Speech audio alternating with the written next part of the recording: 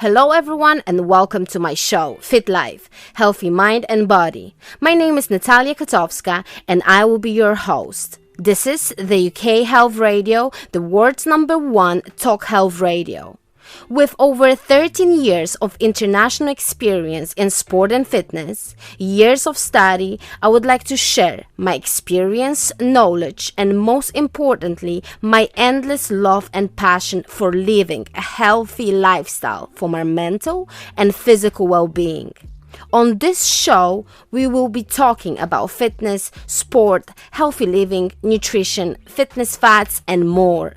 We will be answering your questions, we will have guest speakers, and what's most important, we will exercise together. Yes, you heard me right. In every episode, we will have a healthy dose of exercises that we will do together. So we won't just talk about fit life, we will actually experience the fit life together. Are you ready? Then let's go! Today we will talk about how the neurological conditions affect our physical and mental health.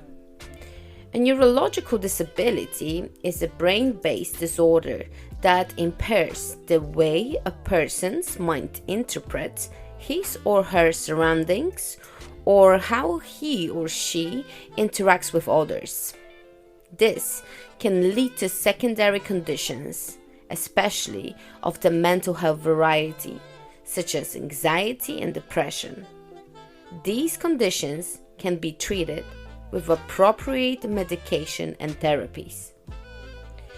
Neurological conditions can be a lot of things. It's a blanket term for problems with the brain and the nervous system. They affect different parts of your mental health, from feeling angry or sad to being physically overwhelmed. Neurological condition isn't diagnosis. It is description of what is going on. It might be caused by a problem in your mind, in your brain, or it might be down to something else affecting your brain. There are a number of neurological disorders that have an impact on a person's mental health. Today we are speaking to Tina, the director of Speech Therapy Interactive and a specialist speech and language therapies. She works with adults who have communication and swallowing difficulties as a result of an acquired or progressive neurological conditions such as stroke, brain injury, dementia, and more. She focuses on patient goals using a holistic approach, improving their psychological well-being and quality of life. Alongside this, she is also an advocate for her patients, assisting in mental capacity assessments and providing education and training for health professionals to provide effective care for their patients. Tina, welcome to the show. UK Health Radio, the station that makes you feel good.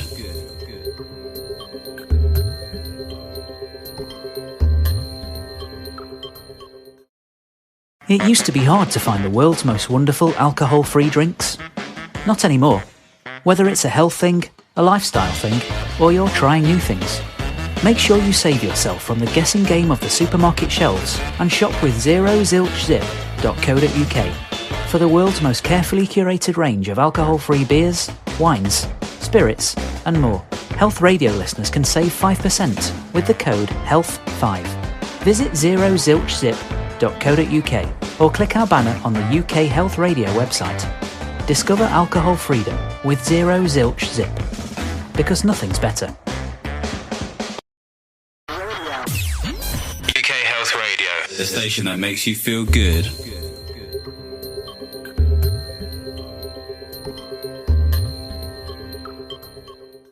Good morning. Morning. Oh, hello. I thought I couldn't hear you, but I can hear you now. How are you, Tina? I'm very well, thank you. How are you? I'm good. I'm good. Glad to have you. Thank you. Thank you for making the time and good morning. Welcome to UK Health Radio. Thank you. Thank you very much for having me. No problem. My pleasure.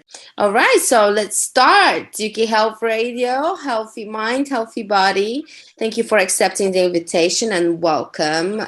Tina, today we have a great topic about how the neurological conditions affect our physical and mental health.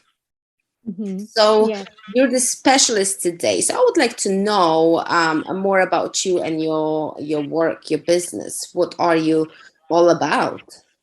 Sure. So morning, everybody. My name is Tina. I'm a specialist multilingual speech and language therapist. So I have worked 10 years for the NHS, and in lockdown, I became a first-time mum to my gorgeous son, Aryan.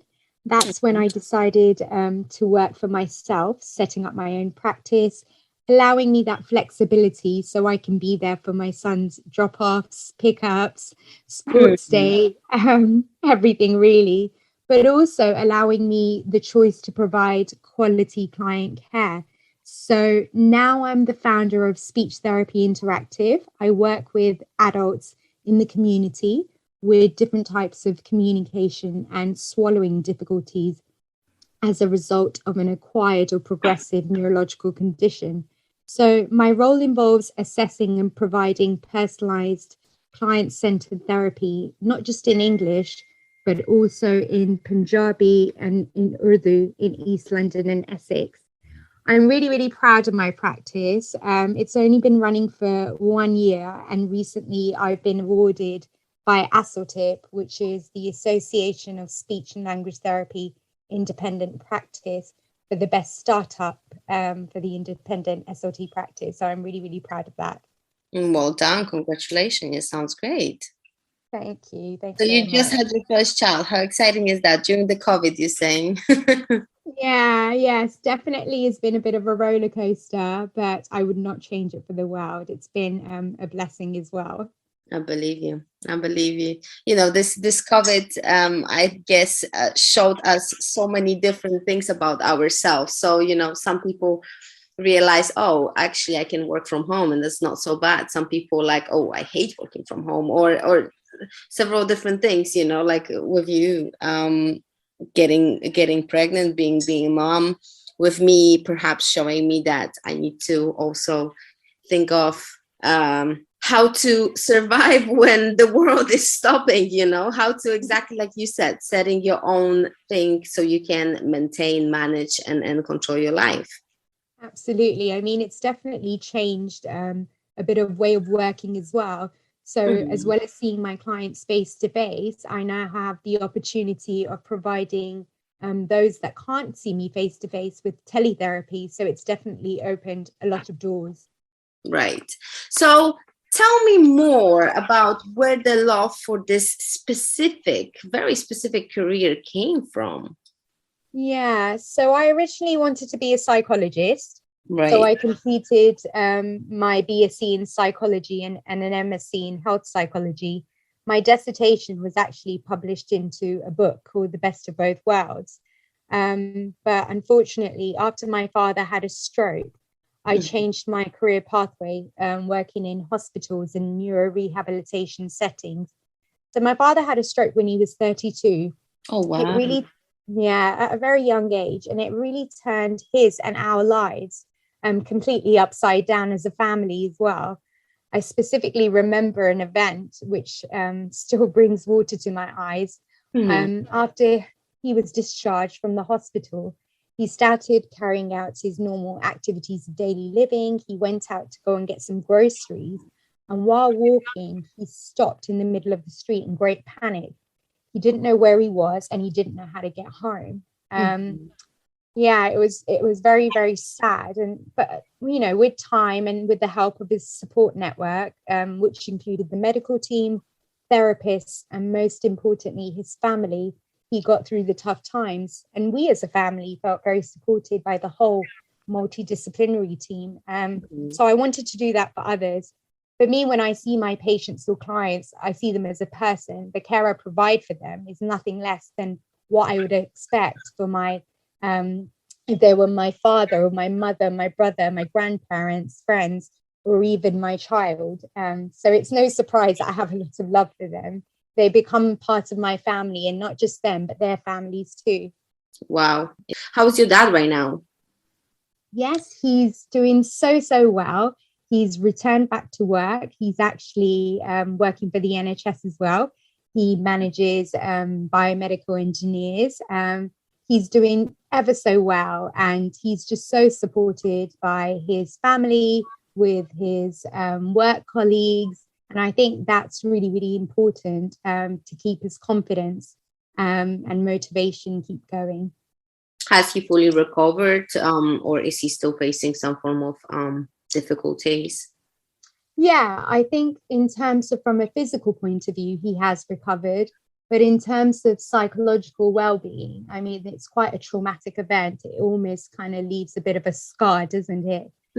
So time to time, there are some things that he finds difficult, but he's quite a positive being. He's very optimistic about life. And I think that's where I get my optimism from as well.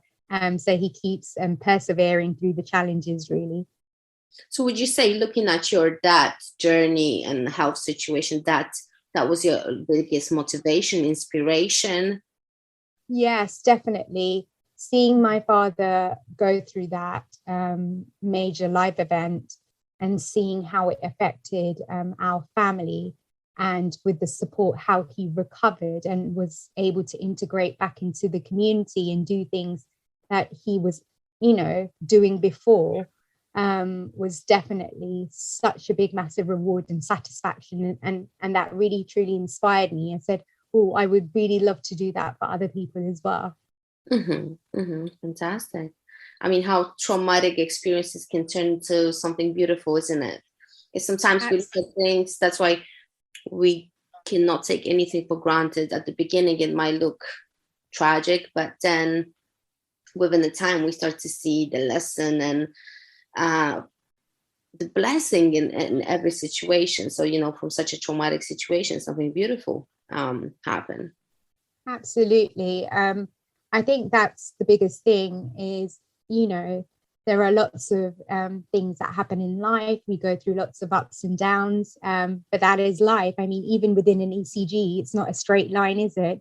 It goes up and down, and that kind of shows us that we're living. So speaking about your job, could you tell us what are the neurological conditions? Can you explain more? Because I must say, for me, it's still a little bit like black magic. What is this all about? Sure. So neurological disorders, they're medically defined as disorders that can affect the brain, as well as the nerves found throughout the human body and the spinal cord. So it could be a structural, biochemical, or electrical abnormality in the brain, spinal cord, or other nerves, and which can result into a range of symptoms. So if we think of neurological conditions, they can be broadly categorized into sudden onsets, like acquired brain injuries or strokes. There could be unpredictable onsets, such as epilepsy or early stages of multiple sclerosis, or you can even have progressive neurological conditions such as dementia and Parkinson's. Okay, so how this can impact someone's communication? Yeah, so in terms of communication disorders, there are a variety of communication difficulties one can have. I will go through a few with you. So some people, after having a stroke, can have something called an aphasia. An aphasia is a language disorder which can affect one's understanding. So some people with aphasia might not be able to follow directions or instructions. Some might not be able to understand conversations. It can also affect your talking, which can vary for someone not having any verbal output, or others might not be able to say words, single words, or some might be able to say single words, but not phrases or sentences, or others might not be able to say anything at all, but just vocalize sound. You can have things like word finding difficulties, so having difficulty with getting the right words out. It can affect your reading, it can affect your writing. You can also have something like a dysarthria. So if you've had a stroke or a progressive neurological condition like Parkinson's, you can have weakness in the muscles of the face, mouth, as well as your breathing system can be affected, where the person's speech may lack clarity, sounding slurred or slow. If you've had a stroke, you can have something like an apraxia of speech, which means that the brain is having difficulty with planning and coordinating movements in the muscles of the face, mouth, and voice box, which can make it very difficult to speak clearly. The muscles might not be weak, but the person can't coordinate the muscle movements in a complex sequence, which is needed for speech. With brain injury, or if you had dementia, you could also have cognitive communication difficulties, so difficulties with attention, memory, problem solving, planning, sequencing, your executive functioning skills, which can have a major impact on your communication. But it's not just about communication, your swallowing can also be affected. So as a result of a neurological condition, your muscles that are responsible for eating and drinking might not be working effectively or efficiently, increasing that risk of penetration and aspiration. So if you think of your food pipe, it's right next to your windpipe. If your muscles are weak or not working as they should, food and drink can go down the wrong way. So into your windpipe instead of your food pipe, down into your chest instead of your stomach, and give you a chest infection like aspiration pneumonia, which can be very, very fatal. So these are a few. Sounds very, I would say, complicated to me, but at the same time, scary, you know, because you think, I've heard several cases when people actually, unfortunately, die because they just didn't swallow properly. And I was thinking to myself, wow, how is that even possible? But from what you're explaining, is actually very possible.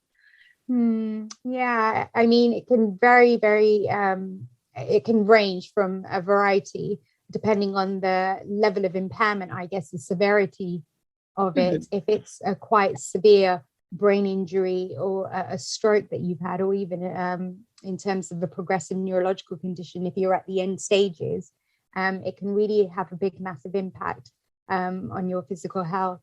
Right. Do you think those problems that we're speaking about are caused by our physical disability? Are they also connected with our mental health? I would say a bit of both, to be honest. Yeah, definitely. It's not just your physical health you're looking at. If you have to look at a person holistically as a whole person, it's not just the physical health, but the mental and psychological well-being that's being affected as well. And that goes hand in hand. So how do you help people? If you can describe the whole process, if someone wants to be your client, is your client, how does it look like from the starting point? Sure. So I help my clients with communication difficulties by improving their ability to communicate so they can express their needs, wants, preferences, opinions, and make decisions. So initially I carry out an assessment, and it can either be in English, Hindi, Punjabi, or Urdu, dependent on the client's language, to get to the bottom of what type of communication difficulty they are having, so that I can provide the kind of therapy that will be best for them. So I work on impairment-based therapy, which is targeting the impairment of the communication disorder. And this might include exercises or an intensive one-to-one program. But most importantly, I like to work using functional-based therapy as well, integrating them back into the community, improving their quality of life and psychological well-being. As you can imagine, having a communication difficulty can have a profound effect on one's well-being and mental health. There are many different approaches I take, depending on the nature of the disorder, and look at the clients holistically, viewing them as a person. For me, speech and language therapy is more than words. It's about the actions, choices, and independence that I want to pass on to my clients every single day.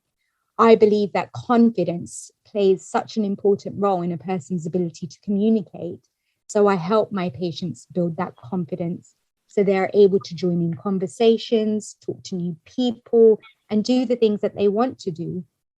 I also involve friends and families So like I said, I carry a mixture of either face-to-face or teletherapy as preferred by the client. And I educate and provide training regarding compensatory or coping strategies to families, looking at alternative methods of communication, so such as communication aids, charts, books, or apps, using a total communication approach.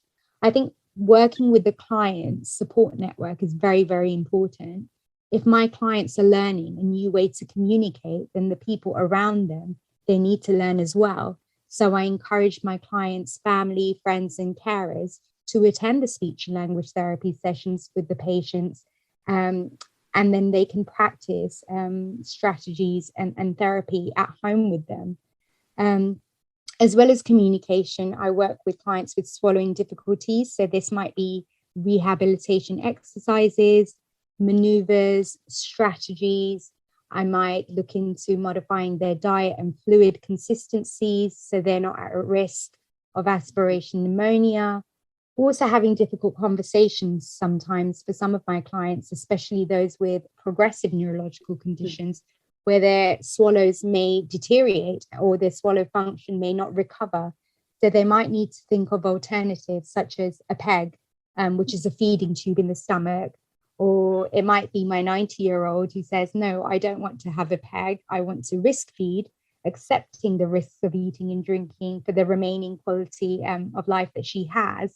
Another role that I play is advocating for my clients, assisting them in mental capacity assessments. So only because they have a communication difficulty or a neurological condition does not mean that they do not have capacity to make a decision. Some of my clients may not have the capacity to make complex decisions, but have the capacity to make decisions regarding what they want to eat and drink, or what they want to wear, or where they want to go. So yeah, a lot of things I tend to cover. I can tell. So would you say, what is the age group of your clients mainly? Do you work with children as well as adults? Does it happen in all ages stages, or is it defined perhaps by the age group? Sure. In terms of who I work with adults. And when you think about adults, it can happen to anyone, really. I mean, my father had a stroke at 32. That was quite young. I have a client who's had a road traffic accident, and as a result of that, he's got a brain injury and he's only 21. Wow. So it's not just the thinking isn't, as you get older, when you become elderly, that's when you have these problems. It can really happen to anyone at any point. Scary, isn't it? Can you be born with those difficulties or disabilities, if I can call it this way? Yeah, so I'm not a medical expert. That's more of a doctor's role, but yes, you can have be born with possibly a neurological condition, which can have an effect on your development physically, as well as I guess your cognition and communication as well, and your eating and drinking as you get older. So when you see individuals going through those struggles, and then you connect with their families and you see the families, do you see also how much work the family as a unit has to put in order to deal with that matter? Do you see them also struggling, perhaps emotionally, mentally? Absolutely. I mean, it's a big, massive change for the whole family, not just the person who's got the neurological condition. It can really have a massive impact on the family's mental well-being as well. So for some of my patients, they've now, with their stroke or their brain injury, it's affected their quality of life and activities of daily living, but it's also affected their families in where there's been either a role reversal, or either they now feel that they're their loved one's carers rather than, I don't know, their wife or their child. And so how to think the neurological condition affects someone apart from mentally, emotionally, physically as well, apart from their speaking issues, swallowing? Is there anything else in the body that this could affect? Yes, so neurological conditions can have a huge impact in different ways for different people with regards to their physical and mental health. So I'll specifically today talk to you about my stroke clients and take them as an example. With regards to their physical health, it can affect one's mobility, their ability to sit, stand, or walk. They might require a wheelchair now or might need an aid to help them, like a Zimmer frame or walking stick. They could even be bedbound. It can even affect your upper limbs. So because of the stroke, they may not be able to use their preferred hand due to weakness or paralysis. So might have difficulties with feeding themselves, washing and dressing themselves, getting changed, toileting. They might have gross motor skills like picking up a glass of water, but the fine motor skills can be affected, such as doing the buttons on their shirt or writing their shopping list or filling a form, carrying change. Their coordination can be affected. Their vision can be affected, where they might have neglect to their right or left side, or have a hemianopia, which is where the periphery vision may be affected. So that can impact your safety in terms of crossing the road. Your cognition can be affected, where you might find it difficult now to return to work, or might need support with activities of daily living tasks, such as finances, shopping, planning, problem solving. So if you think of going to the shops, being able to give the right money, getting the right change, what to do if you were at home alone in an emergency. As I've spoken about communication difficulties as well, but if you see the functional aspects of it, is things like, for example, if your reading was affected, are you able to read your medication label? Are you able to read the food menus at the restaurant? If your understanding is affected, are you able to participate in group discussions when you have family gatherings over the dining table? It can have a really profound impact on the client and the family's well-being, where the client or patient may feel grief and loss after a stroke. Like I said, it's such a major life event for many people. It leads to sudden change at home, work, in relationships. I've got many South Asian families that I deal with where the husband used to be the breadwinner or earns more money than their partner. And all of a sudden, he's had a stroke, and that's led to financial stress on the family. As I mentioned before, there's been a role reversal or loss of relationships, where family members are now feeling that they are their loved one's carers as opposed to their wife or child. It can really affect the person with the stroke, their confidence, so the loss of confidence. They might find it difficult to cope with their emotions. Feeling angry, they may get angry more often after they've had a stroke. And it can be linked to many things, including their feelings of grief, loss and frustration about the stroke. It can be linked with changes in the brain, making it hard for them to control their emotions. They could feel frustrated, not being able to do the things that they were able to do, or things are taking longer now, not being able to find the right words. They might feel anxious, fear of having another stroke, panic attacks, even low mood and feeling depressed, feeling sadness about the stroke and the changes it's had in their lives. For all these reasons, I really, really feel it's important for therapists, whether it's a speech and language therapist, an occupational therapist, or a physiotherapist, or even the medical team, to work collaboratively together using a holistic approach, where they're viewing their patients or clients as a whole person, providing them with adequate support, as well as working, as we're all working on the same goals, which is improving the quality of life and psychological well-being of the patient. So if you think of a client or a patient, if they're in low mood or they're depressed, they're not going to be motivated to take part in therapy and reach their potential. And motivation is so key for rehab, not only supporting the clients, but their families need support as well.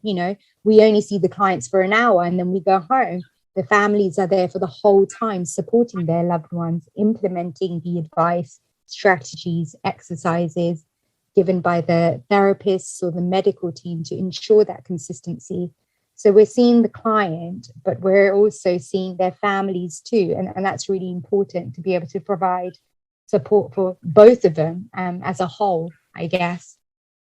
Yeah, I cannot imagine what the family is going through in situations like this. Because apart from, like you just mentioned, the person who struggle with that must be a tragic change, but the family is also extremely overwhelmed. So it's extremely important to support them mentally as well as physically. Does that person need actually like 24/7 healthcare as well, or family is taking over?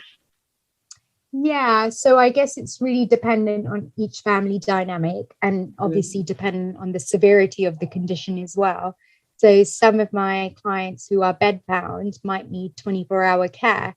And that care, again, discussing with the family members and the social workers, they'll be able to best advise in terms of how much input they can give and how much the family would like to take over as well. And there are lots of other support groups out there where families can get access to, as well as the patients and the clients who are going through this change, speaking to other family members who are in the same situation. So having that network is very important, and having that support is quite nice as well, because you can almost relate and resonate with the other person, as well as having that access to support groups outside there. There's a lot of organizations and charities that provide a lot of support as well for families, and things like respite care, where the family members can have a bit of a break and focus on themselves as well, because that's equally as important in terms of their mental well-being. So there's a lot of things to think about for sure, but there is a lot of support out there to help family members and the patient going through this huge change. Yeah, sounds really serious, and sounds really I would say a lot of sacrifices needs to be done in order to help that person as well as the family. So it's crucial to, I guess, be patient and very consistent with the work, isn't it? Yeah, I mean, I went through it with my family, so I know I can really resonate with my patients and their family members of how life-changing it can be. And you don't expect it happens all of a sudden, and it's a big massive shock for the patient, but as well as the family members. And it's something completely new for them, and they have to almost learn new ways of working together and supporting each other as a family, and that in itself can be quite tricky. Well, thank you so much for sharing your expertise and your knowledge. I think it's important to approach different subjects in order to understand how many difficulties we can face in life and what type of physical and mental health issues we can face on daily basis from different angles. So thank you for that. You're very, very welcome. Thank you so much for having me on today. I really appreciate it, and I hope that whatever I've shared has been helpful for other people. Of course, it's spreading awareness, spreading knowledge, love, educating people. It's important to be aware of what's out there, what we should pay attention to, and be sensitive about. So thank you again, and I wish you a lovely day. And thank you for accepting the invitation one more time. Thank you. Thank you so much. Well, I hope you have a lovely day as well. Enjoy the rest of your day. Thank you, Tina. You too. Bye-bye. Bye-bye. And now it's time for our workout team. But before we do it, here are some valuable information from our station sponsors. UK Health Radio, the station that makes you feel good.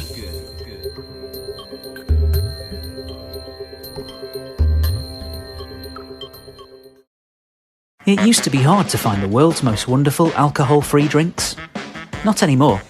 Whether it's a health thing, a lifestyle thing, or you're trying new things, make sure you save yourself from the guessing game of the supermarket shelves and shop with zerozilchzip.co.uk for the world's most carefully curated range of alcohol-free beers, wines, spirits, and more.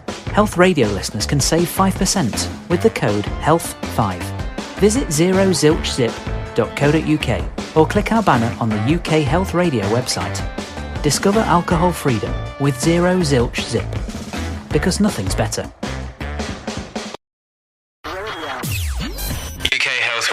The station that makes you feel good.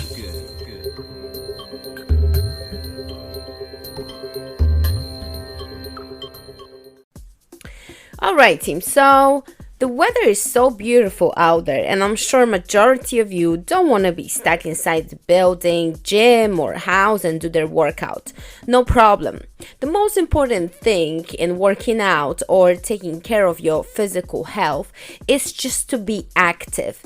It doesn't always have to be 100 miles an hour running and spinning and doing crazy things or even doing certain exercises. Sometimes it's good to take care of your physical health while looking after your mental well-being, which can include go for a nice long walk. If you see the sun is shining and you just finish your work, instead of taking a bus or tube, just take a walk. Even if it's 2 or 3 miles, it's better to walk with your normal tempo, gather your thoughts, organize your brain, organize your thinking, and still actually working on your fitness health, fitness well-being. So why not walk instead of taking a public transport or even a car? Or maybe there is an option for you to change public transport for a bicycle. For example, I live quite far away from train station. So if I want to get to the city, I need to go to a train station. In order to do that, I have to take a bus. But if I wanted to get a little bit more of physical activity in, I'm gonna cycle 2 miles to the train station, leave the bicycle by the train station, and then I can take a train. That is a solution. So what I wanted to highlight here is that you don't have to always get your fitness on while by being at the gym or working out. You can actually take care of your physical well-being by doing something very basic, like walk, like jog, like just go out there and enjoy the sunshine and maybe do a few push-ups.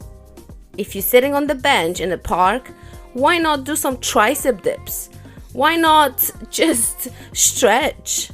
You know, simple solutions sometimes are very essential and just much needed. So I would encourage you to think what you can replace in your daily routine in order to take care of more about your physical health. And now this is for all levels. Anyone can do it. Trust me, I'm very fit, but there are moments when that fitness doesn't help my mental health. That is something separate, and sometimes I need to take it back, take it to the basic, which is simple walk. Just simple walk home, jog home, or just have a sit in the park. Relax, look at the birds, look at the trees, just keep breathing. Practice your breathing, because we're so caught up in that crazy fast world, fast pace, that we forget about something that is the most important, which is breathing. I do that. I can admit that. I forget to focus on the right deep breathing to calm my brain, to calm my breathing, to just help me organize my thoughts and have more clarity in my head what to do next. I'm not gonna lie to you, team. Like, there are moments when I don't feel like working out at all. And those are the moments when you need to really listen to your body and think, what do I need right now? Maybe I need some rest. But in order to rest, you need to have that acceptance and allow it to happen.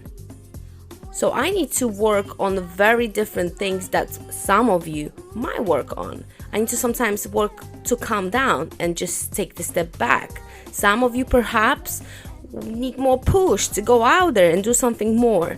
But we always need to stay very much in tune with our own inner being and listen to the voice, our bodies. What does it tell us today? And because the weather is so beautiful right now, and we in spring getting into summer, I would still encourage you, instead of just being passive while you're in the park, go on the bench, do some hip dips or tricep dips, push-ups, or just sit and enjoy the breathing. That breathing will also help your metabolism. Being outdoor will help your metabolism. And metabolism is something extremely important for our calorie burn. So think about those basic solutions and let me know how you do. If you need any help, if you need any nutritional advices or any exercises, like if you have any disabilities or problems or dysfunctions, you can always message me and let me know how is it going. Let me know how you're feeling. Don't be afraid to ask questions. Don't be afraid to open dialogue. I'm always here for you. It can happen in a very private manner. So I encourage you to just reach out. I'm here for you. Thank you for today, and I will see you next time.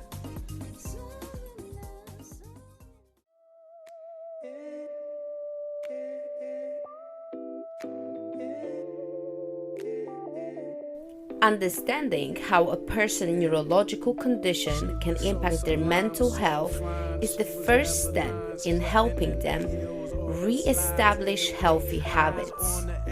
Understanding how their mental health can affect them physically, it's also important so they can manage their symptoms appropriately. And finally, understanding their interactions of these two systems helps you to be an effective advocate for your loved ones when they need help from others, such as physicians or psychiatrists. I hope you enjoyed today's episode, as well as our short workout together. Share with me your thoughts, comment, DM me with your life stories, and if you have any questions or you would like me to talk about any particular subject, please contact me. You can follow me on Instagram, fitnesswithNK, where you can DM me and leave your message. And make sure you visit my website, www.nataliakotowska.com, for more information. Thank you very much for tuning in. Thank you for listening, and I will see you next time.